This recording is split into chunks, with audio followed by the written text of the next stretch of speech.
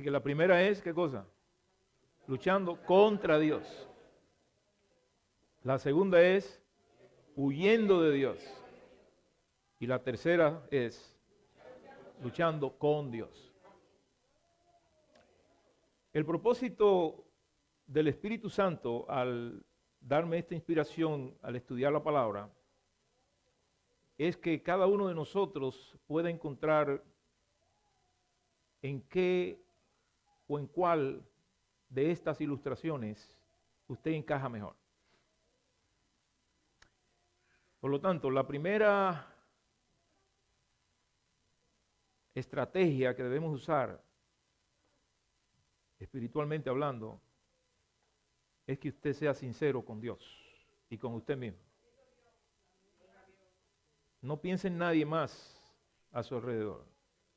No trate de aplicar ninguna de las enseñanzas que hoy el Espíritu nos quiere dar a ninguna otra persona, sino a usted. Encuéntrese usted mismo en alguno de ellos y en cualquiera de los casos, oiga bien, en cualquiera de los casos en que usted se identifique, va a ser bendecido por el Señor. Porque en los tres casos, Dios hizo una obra maravillosa en las vidas de los que dramatizaron estas escenas. Es decir, que vamos a comenzar, por lo tanto, con el primer caso. Y habíamos dicho que el primer caso es, ¿cómo? Luchando contra Dios. Yo no sé si alguna vez usted, en su experiencia personal, se ha encontrado en esa situación. Que usted está haciendo algo creyendo que está haciendo lo correcto y creyendo que está haciendo lo correcto, usted está luchando contra Dios. Con una buena motivación, una buena intención, un buen propósito. En su mente eso es lo que hay que hacer. Pero Dios le demuestra que usted está luchando en contra de su voluntad, de sus propósitos y sobre todo de sus planes. Porque Dios tiene un plan para ti. Dios tiene un plan para cada uno de nosotros.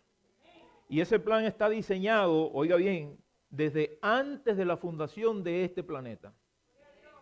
Ya Dios lo tenía todo organizado, todo planteado. Por lo tanto, si tú te acoges al plan de Dios y no resistes su voluntad, puedes hallar la gracia que te puede salvar.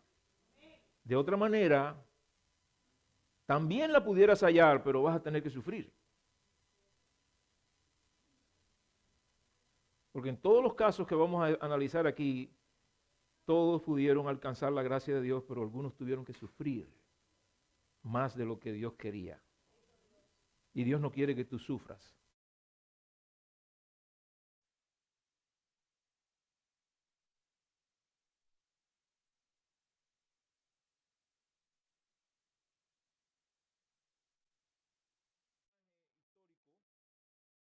Que la Biblia narra de él, que para mí es impactante, en el libro de los Hechos, capítulo 9.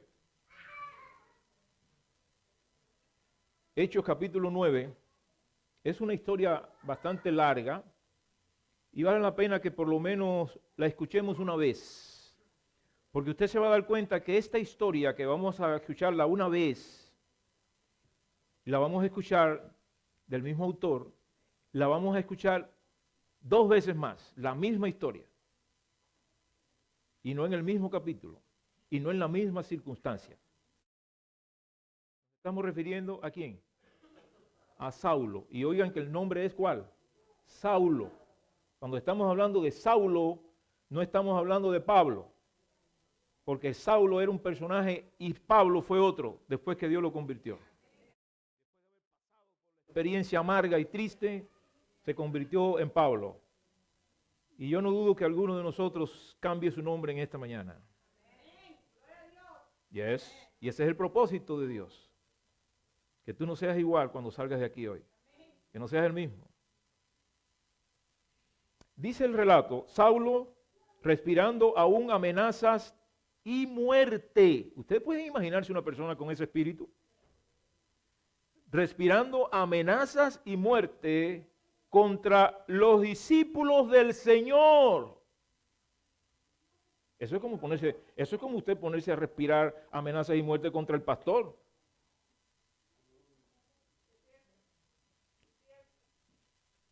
Aunque el pastor se lo merezca.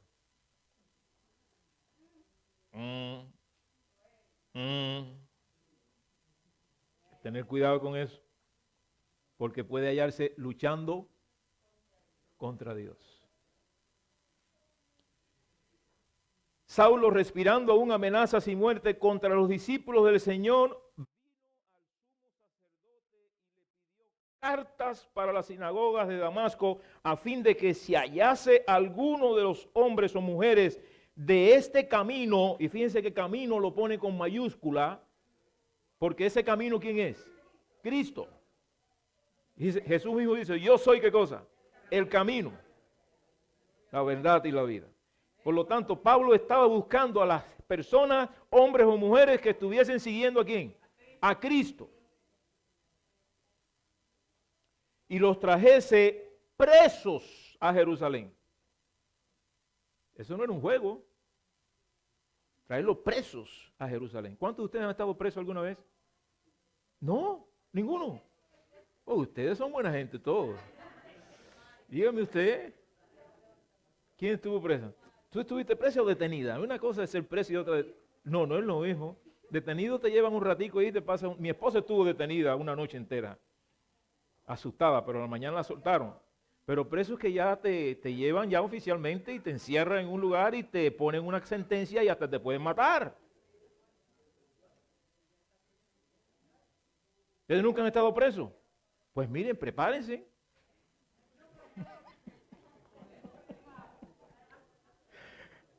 Que eso puede ser en algún momento de la historia. Así que los que quieren vivir muchos años, prepárense. Ok, bueno, yo no soy profeta, pero a mí me tocó un año de estar preso. Y sé que en la prisión el Espíritu de Dios está también. Cuando usted está allí con un propósito. José estuvo preso también. No, la Biblia no dice cuánto tiempo. Pedro también, el mismo que escribió esto, después le tocó estar preso y morir inclusive en la prisión. Es decir, que la prisión no es nada malo si usted está en el camino de Dios. Ahora, es malo estar preso cuando usted está luchando contra Dios, o cuando usted está haciendo su voluntad, cuando usted está haciendo las cosas mal contra el gobierno, cuando usted está engañando al gobierno y lo sorprenden haciendo algo que no debe hacer.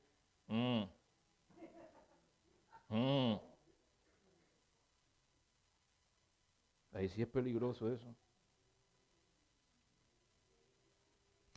Mas yendo por el camino, aconteció que al llegar a cerca de Damasco, repentinamente le rodeó un resplandor de luz del cielo, y cayendo en tierra oyó una voz que le decía, Saulo, Saulo, ¿por qué me persigues?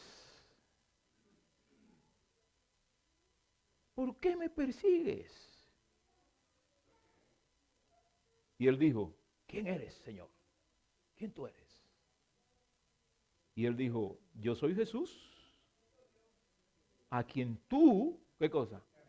Persigues.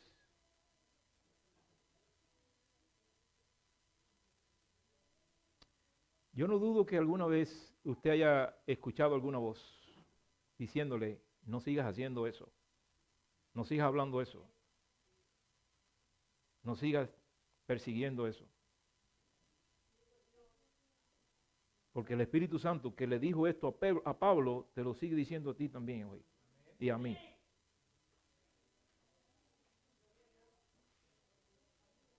Yo soy Jesús a quien tú estás persiguiendo. Y acuérdense, hermanos, esto es importantísimo para nosotros. A los cristianos, a los discípulos de Jesús, y Jesús está diciendo que lo estaba persiguiendo ¿a quién? A él. Por cuanto lo hiciste, ¿a quién? A uno de estos. A mí lo hiciste.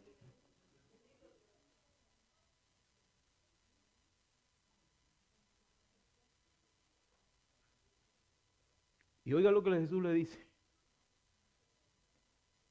Dura cosa te es dar patadas, que es lo que diríamos en un lenguaje castizo nuestro aquí, castellano. Coces, dice, patadas, ¿contra qué? Contra el aguijón. En otras palabras, te estás comportando como una bestia salvaje.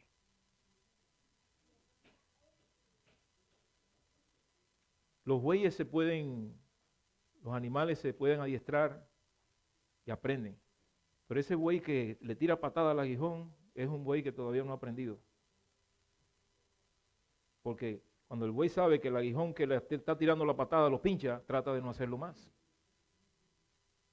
Y hay cosas que nosotros hacemos una y otra vez, y lo volvemos a hacer, y lo volvemos a repetir, y nos herimos, nos pinchamos, nos golpeamos, sangramos, y seguimos dando cosas. Y creemos que estamos ganando, porque supuestamente estamos cumpliendo con nuestra responsabilidad delante de Dios. Fíjense cuál es el problema más serio que estamos hablando aquí ahora. Pablo era un siervo de Dios, ¿sí o no? Digo, Saulo, era un siervo de Dios, ¿sí o no? ¿Era sincero? ¿Practicaba la religión bien practicada? Sí. Pero en esa condición, con su celo, estaba luchando contra Dios.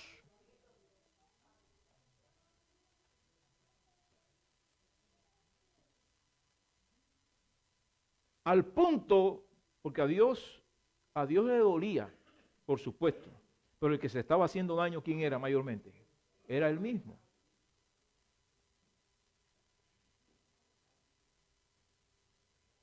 Y dice entonces, que esto me impresionó mucho, porque dice, él temblando y temeroso, porque el Señor le dijo una verdad que él no había meditado todavía, él no había pensado en una cosa como esa.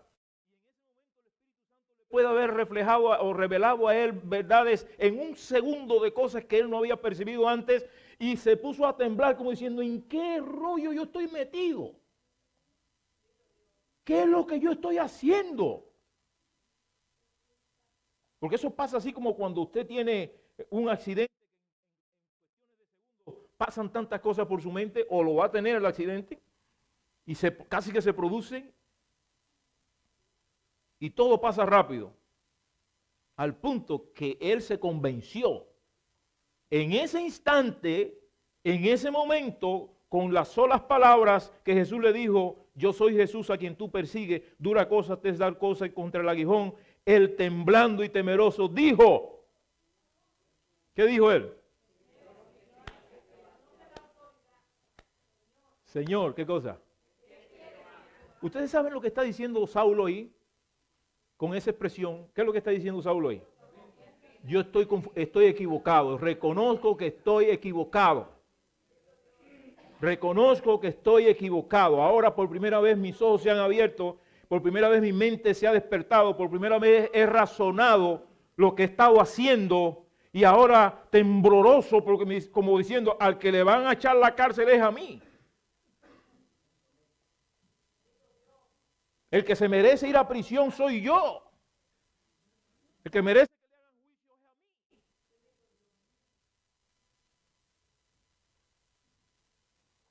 Y entonces temblando y temeroso dice al Señor lo que tú y yo debemos decir siempre. ¿Qué cosa? Señor, ¿qué cosa? ¿Qué quieres que yo haga? En otras palabras, ¿cómo tú quieres que yo actúe ahora? Y eso significa algo muy importante en la vida de cualquier creyente. Saulo, si usted estudia la historia de Saulo de Tarso en otras etapas del libro de los Hechos, usted va a encontrar que cuando Saulo a veces tiene que hacer defensa ya no es Saulo, ahora es Pablo, pero hace defensa de sí mismo, y él tiene que hablar de su persona, él habla de su persona como yo no puedo hablar de la mía, y posiblemente usted tampoco, porque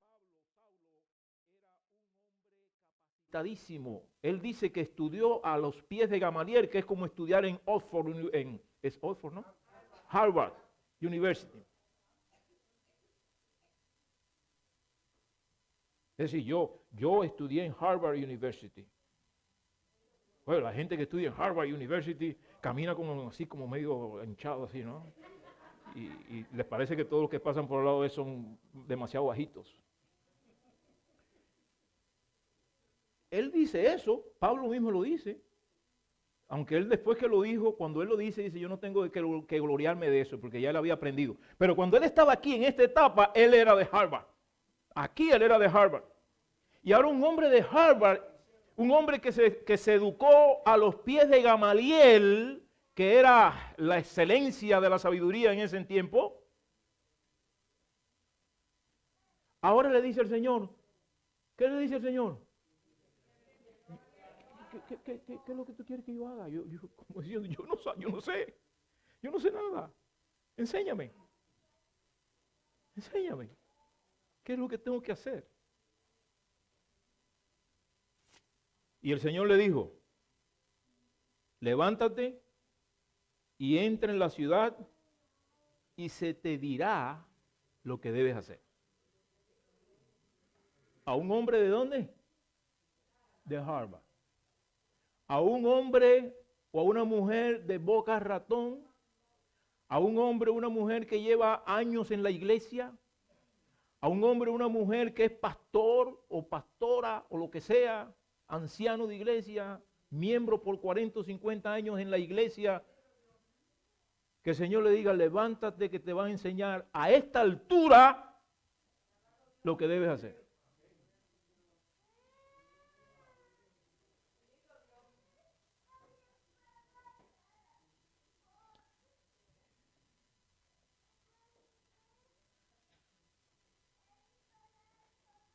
Esa historia se repite en el capítulo 22. Vamos conmigo al capítulo 22. En circunstancias diferentes. En esta circunstancia, Saulo es un perseguidor. Oigan bien esto ahora. En esta circunstancia, Saulo es un perseguidor ¿de quiénes? De los cristianos. Él está persiguiendo, está luchando contra quién. Está dando cosas contra Dios, está pateando a sí mismo y dándole cosas al aguijón. Ahora, en esta parte del capítulo 22, que la historia se vuelve a hacer, ya no es Saulo ahora. ¿Quién es ahora? Pablo.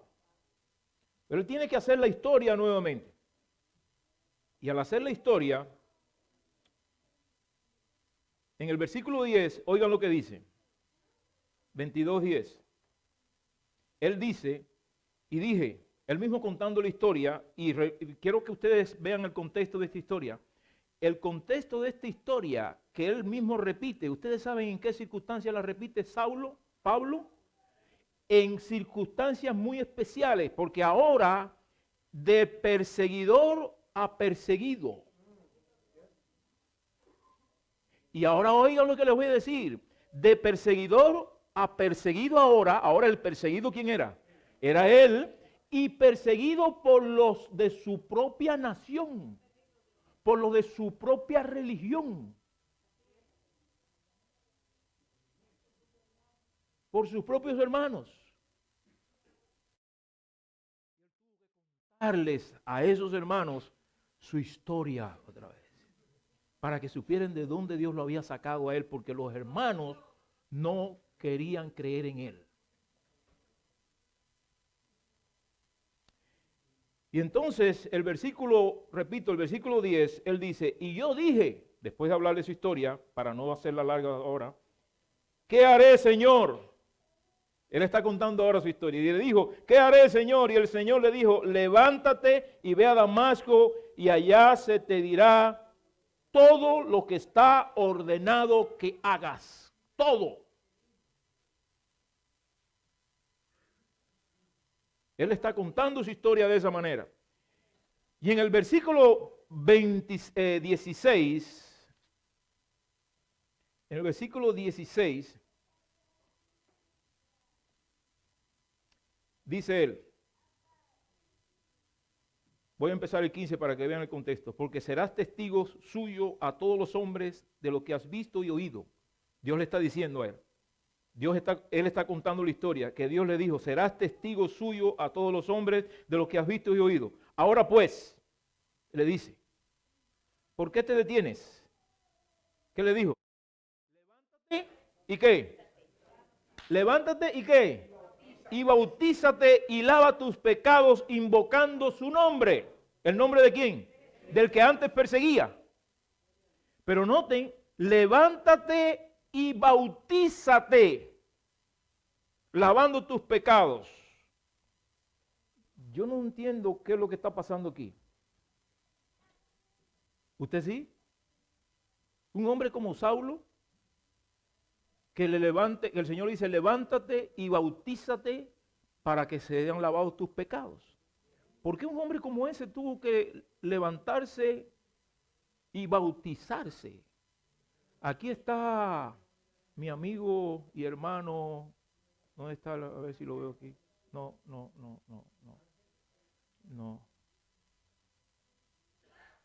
Allá está. Póngase de pie. Usted. Sí, póngase de pie. Diga su nombre ahí. Isabel Hernández. Yo le dije que se levantara, ¿eh? Y también le dijimos que se bautizara. ¿Verdad? Para que sean lavados sus pecados. Un hombre, oiga esto, un hombre que ha estado en el Evangelio por muchos años en el Evangelio, pero cuando él escuchó lo que él estaba practicando en el Evangelio, que no era lo que dice precisamente la palabra de Dios, sino que él estaba haciendo otras cosas, él se levantó y se bautizó y está lavando sus pecados en la sangre del verdadero mensaje que él ha escuchado de la palabra de Dios.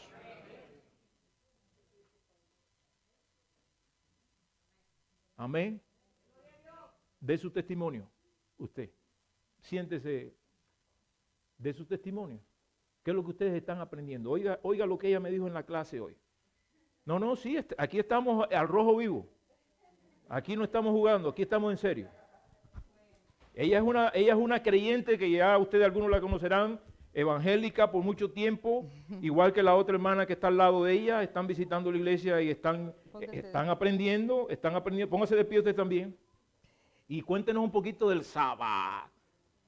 Yo soy la hermana Dilia Garay ¿Y ella es? Hoy es 23 de abril, perdonen. ¿Sí? En el año 1970, yo el 23 de abril recibí al Señor Jesucristo en Honduras. Yo estaba en un hospital y el Señor me llevó a contratar un hospital evangélico porque yo dije, las enfermeras cristianas son muy buenas, porque yo era muy, muy católica. Fui a las procesiones, fui a todo. Vayan anotando, era muy católica. Pero un día yo vi al Señor Jesucristo en la urna ahí de la iglesia católica donde yo iba y me dio mucha lástima verlo. Y le dije, pobrecito, ¿cómo te crucificaron? Y una persona a quien tú le tienes lástima no te puede ayudar. Él le plació manifestarse a mí cuando yo estaba, después de haber sido operada en el hospital evangélico de allá en Honduras, en Ciguatepeque, y desde que yo me convertí, pues lo amo y lo estoy sirviendo. Gloria a Dios. Pero pasaron los años y yo, cuando leía sobre el sábado, en mi corazón se movía algo. El Señor me ha puesto en mí un deseo de servirlo siempre y serle fiel. Gloria a Dios. Y ese era Saulo. Saulo quería hacer la voluntad de Dios, pero estaba luchando contra Dios. Estando aquí en Estados Unidos, Dios me puso con una mujer que tiene un corazón precioso, que ojalá que la conozca. Y el Señor nos puso a dirigir una obra que todavía estoy en ella. Pero a través de mi hermana Vilma, yo empecé a asistir a las iglesias mesiánicas y descubrí la reverencia que Dios le puso al sábado y la Gloria grandeza a Dios. del sábado. Yes. No estaba muy segura de que en la iglesia mesiánica honraran al Señor Jesucristo. Y yo dije, no, yo no siento que ellos están dándole al Señor Jesucristo el sitio. Este año, yo un día dije, pienso que la iglesia adventista es la iglesia más completa. Gloria a Dios. Entonces un día, no sé por qué, pero yo fui al banco Chase que está en Hillsborough. Y cuando yo iba saliendo, dos jóvenes iban entrando y yo dije, déjame evangelizarlos. Esos jóvenes eran nuestro hermano William, que está ahí, con su primo. Y yo les pregunté, ¿qué harían ustedes si hoy mueren? ella fue a evangelizarlo a ellos. Dense en cuenta que ella llevaba las cartas en la mano para evangelizarlos a ellos. Amén. Amén. Perdón. Ok. Entonces me contó el hermano William, que andaba, que creo, con su primo, que están ahí juntos. Y él me dijo, yo me siento muy apenado porque yo debiera de evangelizarla a usted. Y yo dije, entonces vino él y me dijo, hermana, yo soy adventista. Y fue cuando yo le dije, ¿sabes que hace poquito yo estoy meditando que la iglesia adventista es la iglesia más completa? Ay, ay, ay. Ella llevaba las cartas para evangelizarlo a él y cayó al suelo. Y entonces yo he seguido con la reverencia. Por ejemplo, yo estoy observando el sábado desde el viernes al atardecer y hago la invocación al Señor. Y anoche leíamos con la hermana, porque el Señor me ha puesto a mí a estudiar su palabra desde antes de convertirme. Yo amo el estudio de la palabra. Gloria a Dios. Estar estudiando la palabra para mí es lo más hermoso, lo más grandioso, lo más poderoso que pueda contarle ahí es donde está la verdad. Es estudiar la palabra. Ahí es donde está la verdad. Ahí es donde está la verdad. O sea, yo le digo, cuando yo aprendo algo, sea en inglés, sea lo que sea, porque siempre estoy aprendiendo inglés, por ejemplo, y el Señor ahorita me ha puesto a que yo sirva unas clases en inglés allá en el grupo de Aglo que yo pertenezco. Entonces, anoche leíamos en Isaías 58, verso 13, que dice el Señor: y cuando tú te deleites en llamar al sábado día deleitable, día honorable. Y yo le dije a ella, el sábado fue hecho para que solo meditemos en él, que ni nos tengamos que hacer el pelo, porque yo me lo hice hoy, por ejemplo. Esos ruidos, le digo, esos ruidos de la máquina, el Señor quiere que mi secadora descanse, que la lavadora descanse, porque tiene que haber un día en que las cosas descansen. Oiga, la voy a subir aquí para que predique ya a usted, porque yo nunca he dicho eso en la iglesia y usted lo está diciendo por primera vez. Así que está inspirada usted. Sí, ¿verdad? Yeah, está inspirada, está inspirada. Y entonces yo me he puesto a meditar. Señor, tú dijiste que nosotros nos deleitemos en tu día, Yes. porque quieres que todo sea para ti, que Gloria es día al Señor. tuyo. Ese es el punto. Amén. Gloria a Dios. Y a usted le va a tocar, a su compañerita le va a tocar otro día. Ella tiene otra historia que nos va a contar, no hoy porque el tiempo no nos da hoy, pero ella también. Hermanos, oremos por estas hermanitas que el Señor las está guiando poco a poco. Uh-huh. Uh-huh.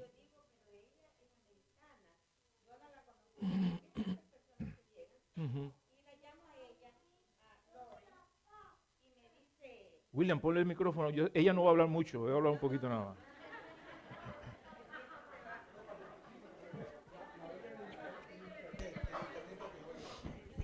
No, es solamente para que me escuchen dos palabras. Sí. Pues yo llamando por teléfono, llamo a la señora Lauren Wilmer. Entonces digo, pero ella parece americana. Pero bueno, yo la voy a llamar porque está aquí en mi lista, porque ella habla español. Y cuando la llamo, mi sorpresa que habló perfecto español. Y le digo, señora Wilmer, buenas tardes. Dice, ¿cuál es su nombre? No, yo llamo de parte de la iglesia adventista de Boca Ratón. Mi nombre es Azucena. Y me dice, yo le llamo para invitarla mañana a la iglesia porque tenemos un programa muy lindo. Y entonces ella me dice, mire, yo no voy a poder ir porque nosotros vamos a donde va William, nosotros vamos. Y yo le digo, William, me dice, sí, dice William, el joven que, Escobar, dice, le digo, sí, dice, nosotros somos amigas de él, dice, y a donde va William, vamos nosotros. Entonces, ahora, dice, esta semana nos toca ir allá a Pómpano, dice. Entonces, pero la otra semana que viene, o sea, hoy, nosotros vamos a estar en la iglesia Boca Ratón. Le digo, es la misma iglesia, hermana. Bueno, amén, le digo, dice ella, qué bueno. Le digo así que bienvenida desde ahora. Gloria a Dios, gloria a Dios. Bien. Ahora, hermanos, levántate y ponte sobre tus pies. Esa fue la orden que Dios le dio a Pablo. Levántate y ponte sobre tus pies, porque instrumento escogido me eres para hacer cosas grandes. Levántate. A veces cuando Dios le hace un llamado a un hijo de Dios, a nosotros, ¿qué trabajo nos cuesta levantarnos y ponernos sobre nuestros pies? Yo sé que a veces cuando los siervos de Dios predican y llegan a una conclusión, al final invitan a las personas a levantarse y dejar de dar cosas contra el aguijón. Qué difícil se resulta a veces levantarse, ¿verdad? Venga, póngase de pie y venga y acepte a Cristo, o reconozca su necesidad de Él, o reconozca que usted ha estado en mal camino, o reconozca que usted no ha estado sirviendo al Señor en la forma correcta. ¿Qué trabajo cuesta levantarse? Pero Pablo lo hizo y lo pudo hacer para gloria de Dios. La otra experiencia que Pablo tiene aquí es, levántate y dice él, ¿qué te detiene? ¿Qué te detiene? Yo no sé lo que te puede detener.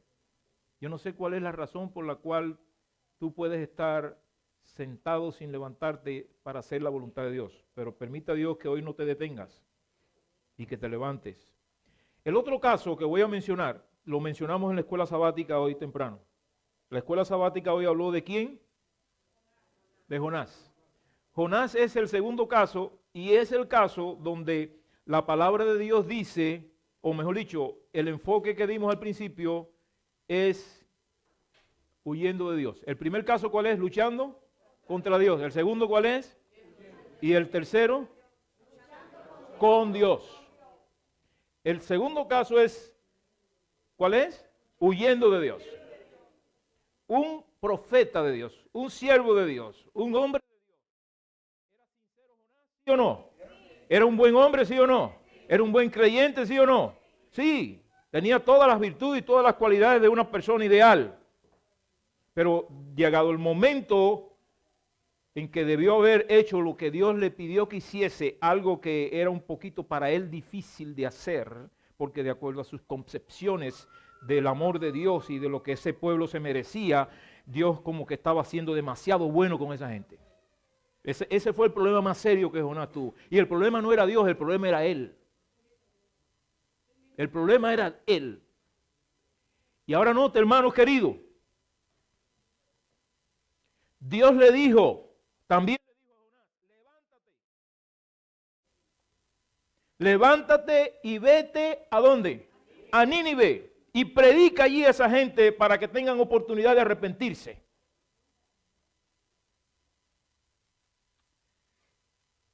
Jonás vivía ¿en qué ciudad? En Jope. O Gafa, como le llaman también hoy. Y Jonás se levantó. Jonás se levantó, como Dios le pidió. Pero en lugar de ir para Nínive, ¿se fue para dónde? Para Tarsis. ¿Y usted sabe lo que significaba ir de Jope a Tarsis? Es como ir de aquí a Nueva York, por así decirlo. Dios le dijo, vete para Los Cayos, y Jonás cogió para Nueva York. Así es la historia, porque Jope estaba de Nínive como unos 800 kilómetros. Y había como cerca de 3,000 kilómetros de Jope a Tarsis. Tenía que atravesar todo el mar Mediterráneo. Y para poderlo hacer tuvo entonces que montarse ¿en qué? En un barco. Él podía haber ido a Nínive por tierra, pero en lugar de levantarse e ir a Nínive por tierra y cumplir la misión, se montó en un barco. Yo no sé dónde tú estás montado ahora mismo, pero posiblemente no estás en la ruta que Dios te ha mandado. Tú tienes que analizar si tú estás en la ruta que Dios te ha diseñado. Cuando Dios te dijo, levántate y vete para Boca, ¿por qué tú estás en otra iglesia por ahí?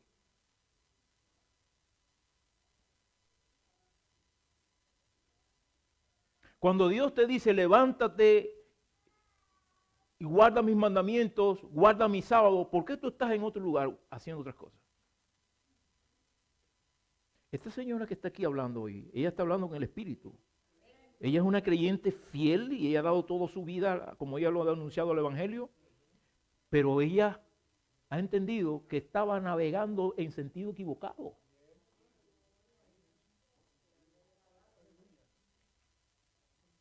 Y sin querer estaba huyendo ¿de quién? De Dios. Claro, en el caso de Jonás, él sí quería, él quería huir de Dios. Pero ¿quién se puede esconder de Dios? ¿Quién puede huir de Dios? ¡Ja! Y allá va. Y Jonás se montó en el barco diciendo, a mí nadie me va a mandar a ningún Nínive, me voy a donde me da el deseo, donde me gusta ir, donde me traten bien, o donde yo pueda escapar, donde nadie tenga que ver con nadie, donde la gente ni me conozca. Y Dios dijo, está bien. Y se montó en el barco, se tiró a dormir. Y Dios le mandó lo que hacía falta. ¿Qué le mandó? ¿Qué le mandó? Uno, todavía no hay pez. Ahora es una tormenta. A veces nosotros decimos, yo no sé por qué yo estoy pasando por esto. Pues averigua. Averigua, porque las tormentas que vienen para el Hijo de Dios tienen que tener algún propósito o alguna razón. Las tormentas no pueden venir a los hijos de Dios así por casualidad, porque eso llegó y que me azotó y que yo no. No. Todo lo que le pasa a un hijo de Dios que está haciendo su voluntad tiene un propósito. Y todo el propósito es para bien, aunque sea una tormenta. Y Dios amaba a Jonás y sabía que Jonás, pobrecito, estaba confundido. Y cuando llegó el momento que aquellos marineros avesados que sabían controlar tormentas y resolver el problema se dieron cuenta que eso era fuera de lo normal, eso no era lo natural, eso nunca habían tenido una experiencia. Usaron todos los recursos de la marinería para resolver el problema y no pudieron. Y dijeron, aquí hay algo que está mal. Esto no está bien, esto es algo fuera de serie. Hermano, si usted sabe que usted está pasando por una situación que no es normal, investigue. Y diga, ¿qué es lo que Dios quiere de mí? ¿Qué es lo que Dios quiere sacar de esto? Y no se ponga a estar llorando ahí, pataleando. No, Dios tiene un plan. Dios tiene un propósito.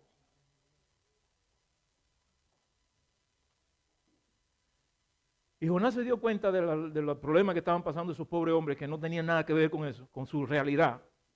Y les contó la historia, porque echaron suerte y dijeron, aquí hay alguien que tiene problemas, porque ellos creían en la suerte y creían en Walter Mercado y toda esa gente. Y, lanzó la moneda y le cayó la suerte ¿a quién? A Jonás. Bien caída. Dios puso la moneda. Cuando usted estaba hablando de la carpa y el otro día de la tormenta esa que azotó, yo decía, bueno, ¿será que habrán tirado la moneda para la carpa?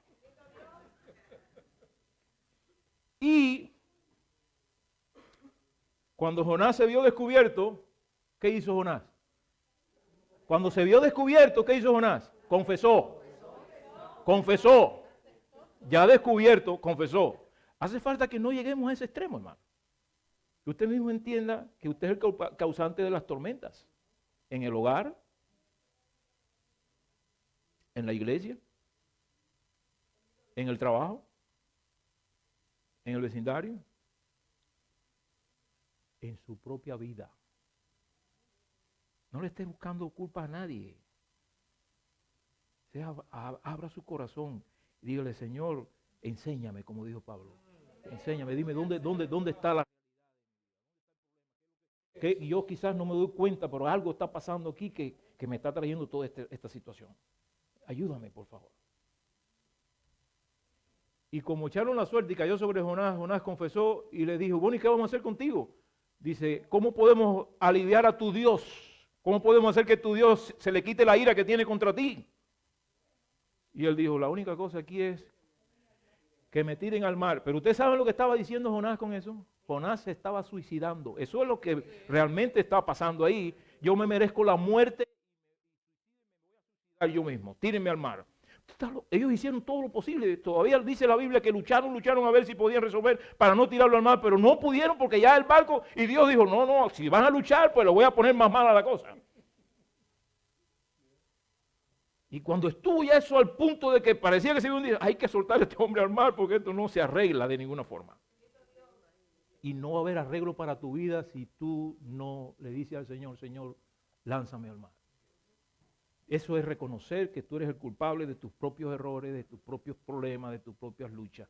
Y cuando tú le dices eso a Dios, Dios no lo va a aceptar para destruirte, lo va a aceptar para salvarte.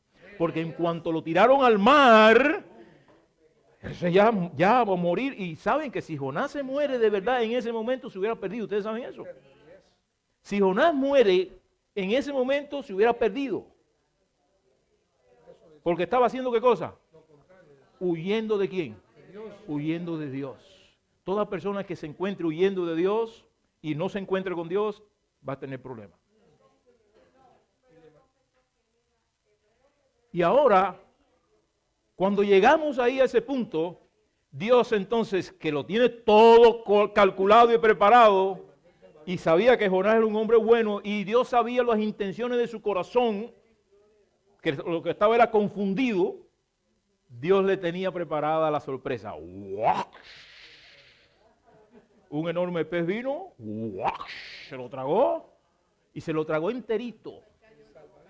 Enterito. Eso no lo creen la gente por ahí, pero yo creo todo lo que diga Dios. Sí, yo tenía un profesor de Biblia, que decía, porque tú sabes, te encuentras por ahí que es imposible, que no existe ningún pez que se pueda tragar a una persona así entera, que se quede viva en el vientre, que eso es imposible. La gente, los especuladores y los críticos de la Biblia, y el profesor me decía, mira, si la Biblia dice que Jonás fue el que se tragó el pez, yo también lo creo.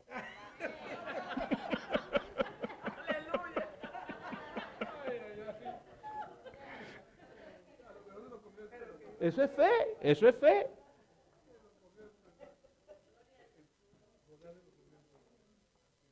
Ahora, en el vientre del pez, Jonás estaba vivo. Y él se entendió, cuando usted lee la oración de Jonás, después que él estaba haciendo la oración, dice que él se sentía allá dentro del pez, como si estuviera rodeado de, ¿usted sabe lo que es eso? Adentro adentro, es terrible esto. Así usted tiene que ver el cuadro allá dentro del vientre del pez. Me imagino que habían otros peces también ahí medio. Es un fenómeno, porque los peces grandes se tragan los animales vivos, así, allá adentro caen un embrujo allá adentro, y allá adentro es vivo. Vivo. Hermano, usted puede estar en una tormenta, pero mientras usted esté vivo, usted tiene esperanza. Amén. Y con los ojos abiertos, pidiéndole a Dios, y el sentido. Y él oró a Dios. Y Dios lo escuchó. Y el pez lo arrojó a la orilla de la playa. Yo estaba buscando en la Biblia, he leído en todos los libros del Espíritu de Profecía de la hermana White, de la cual usted quiere conocer, a ver si ella dice algo de eso. Pero ninguno dice que fue en Nínive. A lo mejor fue en Nínive. Pero parece dar la impresión como que lo arrojó en un lugar y después de un tiempo Dios lo volvió a llamar. Y entonces fue que él dijo, ahora sí no, ahora sí voy para allá. Ahora sí voy a ir. Y cumplió la misión. ¿Y saben qué? Que la ciudad entera se arrepintió. Y Jonás reconoció a duras penas que había estado equivocado. Y el último caso, para terminar, es el caso de luchando con Dios. Este es el caso de un hombre que Dios llamó desde antes de nacer. ¿Quién fue ese? Jacob. Y al punto de que cuando él nació, él nació de un vientre de mellizos, ¿eh? Y el primero que salió fue el hermano. Y según las leyes antiguas judías, el primero que salía era el que tenía el derecho a la primogenitura, que era la heredad del padre para seguir gobernando la familia o dirigiendo la familia y todas las bendiciones, que era una cosa maravillosa eso. Era como tener el seguro de vida garantizado, ese mayor. Pero Dios había dicho que aunque él había nacido segundo, oye bien esto, que aunque él había nacido segundo y por nacimiento no era el primogénito, él iba a ser el primogénito. Por lo tanto, tú crees lo que diga Dios, no lo que diga la gente. Si Dios te dice algo en la palabra, créelo. Dios lo va a cumplir. Pero este pobre hombre, cuando llegó el momento de que el papá se iba a morir y que tenía que darle la bendición de la primogenitura, él pensó que tenía que resolverlo por su cuenta. Y entonces, porque él veía que el papá le iba a dar el derecho al otro hermano que por nacimiento tenía el derecho. ¿Cómo se llamaba el hermano? Esaú. Y entonces él y la mamá, oigan mamás,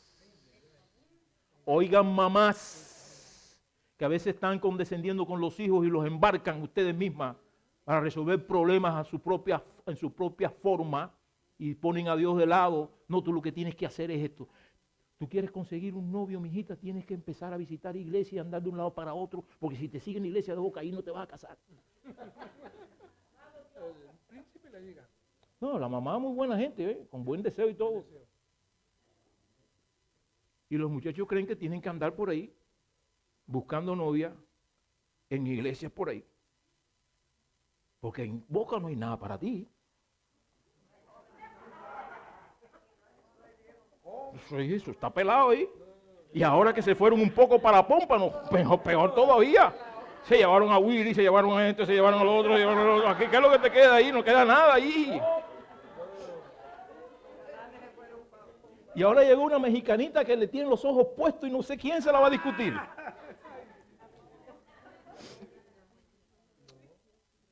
Pero miren, vamos a ser francos. ¿No actuamos así muchas veces? No se pongan en eso. No se ponga a planificarle a sus hijos lo que usted se imagina. Haga lo que Dios dice. Lo que Dios pide. Aunque usted no tenga lógica en su mente, aunque usted no vea nada delante, usted ve, le parece que está vacío el cuadro, que no hay. Deje a Dios orar. Deje a Dios orar, no se apresure. Pero ella se apresuró y le dijo, no, tú tienes que resolver esto. Ponte la ropa de tu hermano, prepara un corderito ahí, llévale la comida a tu papá, porque el papá era como, era ciego. Y entonces no va a saber que eres tú y te va a dar la bendición. Y así lo lograron, lo lograron. Hay cosas que uno logra, ¡wow! Lo logramos, maravilloso, lo logramos. Y Dios diciendo, ¿qué cosa es esta? Y cuando el hermano vino y se enteró lo que habían hecho, a correr, tuvo que irse de la casa porque lo quería, ¿qué cosa? Linchar el hermano. Y se fue lejos a la finca de un tío por allá, lejísimo, y allá pues creció, se enamoró, se casó, tuvo mujeres, tuvo hijos, tuvo de todo, ganado, eso fue, prosperó y todo iba bien. Todo iba bien aparentemente porque eran cosas materiales. A usted le puede ir bien en cosas materiales, pero si usted tiene una carga interna por dentro, usted es un miserable, pobre, ciego y desnudo. Y Jacob sabía que tenía ese problema por dentro. Jacob sabía que había engañado a su papá. Inclusive había engañado hasta al tío, porque le hizo trampa al tío con el asunto de las ovejas. Él era un engañador. Y ahora cuando ya estaba rico, que tenía todo, dice, ahora me voy a vivir mi vida con mi familia y a gozar y prosperar.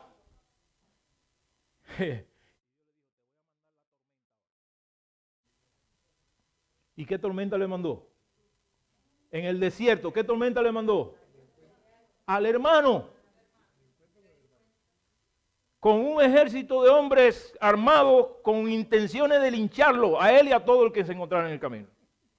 Cuando él supo de eso, dijo, aquí no hay escape. Y entonces fue que reaccionó. Dividió la familia para tener tiempo, porque él no sabía qué tiempo le iba a tomar ponerse de acuerdo con quién, con Dios. En la crisis. A veces las crisis no te dan tiempo. Jacob cuando dividió la familia fue buscando ¿qué cosa? Tiempo. La gente piensa que el tiempo es cuando yo quiera, yo voy. Cuando yo quiera, yo sí voy a buscar la iglesia. Cuando yo quiera, cuando yo haga esto, cuando yo haga lo otro, tú no sabes que el tiempo no es tuyo.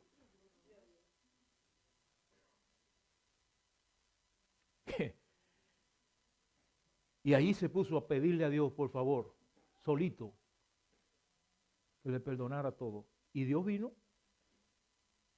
Jesús mismo vino, dice la inspiración. Y cuando llegó a donde estaba él y lo tocó, como él estaba tan prejuiciado con el temor que tenía, oye bien lo que pasa con tu vida muchas veces. Dios viene a tocarte y tú piensas que es un enemigo. El pastor viene a hablarte y tú piensas que el pastor es tu enemigo. El hermano viene a darte un consejo y tú piensas que es tu enemigo. y pelea contra él. Y llegó un momento en la pelea que estaba tan recia que Dios dijo, porque era fuerte, un hombre fuerte, Jesús dijo, a este tengo que demostrarle que soy yo. Y lo tocó por un lugar donde ninguna persona puede resistir. El encaje del muslo, ¡bah!, cayó. Es como el nervio ciático, ¡pum!, ¡bah!, cayó, no pudo más. Cuando él se dio cuenta que el ser que lo había tocado era un ser divino, entonces ahora ¡pum!, lo agarró. Ahí caído, fíjense, pero miren esto, caído, pero con los ojos abiertos, agarrado del Señor. Ahorita estaba fajado con el Señor, pero ahora, suéltame tú. Yo soy el que te agarro a ti. Tú te quieres ir, agarrado del Señor, y el Señor queriendo ir, inclusive el Señor le dijo, el mismo Dios le dijo, el mismo Jesús le dijo, suéltame, ¿por qué? Porque se hace de día. Ya llevo mucho tiempo en esta lucha contigo. ¿Y qué le dijo él? Soltarte, de ninguna manera, esta es mi oportunidad. Yo no te voy a soltar hasta que me bendiga. Hermano, ¿usted sabe lo que es la bendición de estar aquí en la presencia de Dios y usted lo suelta? En un ciclo de conferencia donde estos jóvenes han echado el alma, se han pasado meses llorando solos ahí buscando la inspiración y le hacen un llamado y usted lo suelta. No, eso es un desperdicio grande. Usted tiene que decir como Jacob, no te soltaré hasta que... Yo sé que algunos están pensando en el reloj. Si tú quieres, suelta el reloj ahora. Suelta el reloj. Y agárrate del Señor. Agárrate del Señor. Porque Dios te quiere librar de tus tormentas. Dios te quiere perdonar de tus pecados. Dios quiere hacer una obra en tu vida. Yo no sé lo que tiene que hacer. Cada cual sabe lo que Dios quiere hacer en su vida. Pero aquí todo el mundo tiene algo que Dios quiere hacer en su vida. Eso es un proceso. Pero no lo sueltes, por favor, en esta mañana. No lo sueltes hasta que tengas su bendición. Tú has venido aquí a recibir la bendición de Dios, ¿sí o no? Y Dios está aquí. ¿Él está aquí o no está aquí? Seguro, porque lo que yo estoy diciendo, yo no lo estoy diciendo porque yo soy pastor, yo lo estoy diciendo porque Dios me ha mandado decirlo y en su nombre estoy hablando. Y eso fue lo que oró la hermana, que yo fuera lleno del Espíritu Santo para hablar la palabra de Dios. Yo estoy hablando lo que Dios me dice que hable. Es decir, que Dios te está hablando a ti, me está hablando a mí.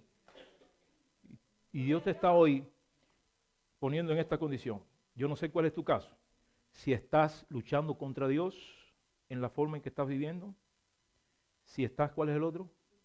Huyendo de Dios porque Dios te está buscando y tú andas por otros lugares. Huyendo, no quieres aceptar que Dios te está llamando y andas huyendo, escondiéndote. O estás, ¿qué cosa? Con Dios. ¿Cuál tú prefieres? La última, luchando con Dios. Entonces vamos a cantar una alabanza ahora, que presenta el cuadro ese precisamente. Y tú al cantar la alabanza esta, tú tienes que pensar seriamente en tu momento con Dios. Olvídate de los que están al lado tuyo, que tú no sabes las tormentas que cada cual tiene aquí. Encárgate de la tuya propia. Encárgate de tus propios problemas, de tus propias necesidades y pídele a Dios hoy que no te salgas de aquí sin haber sido bendecido por Él. No te dejaré hasta que me bendiga. No te soltaré hasta que me bendiga. Y usted puede entender mejor esta canción ahora que nunca antes.